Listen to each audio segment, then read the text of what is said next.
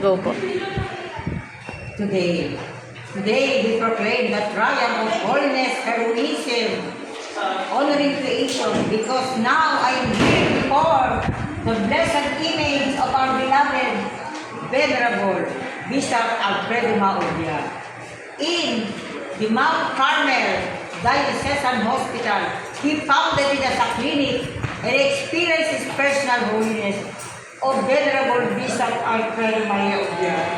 Please take care of all the sick, physically and spiritually, so that I can realize what Saint Teresa of the Child Jesus would like me to do, to proclaim